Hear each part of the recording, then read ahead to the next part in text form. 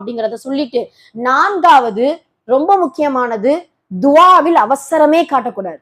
அல்லாஹ்விடத்துல நம்ம துவா செய்யறோம், இப்பயே கேட்டா உடனே கையில கொடுக்கிற மாதிரி நம்ம என்ன செய்யக்கூடாது, எதிர்பார்க்க கூடாது.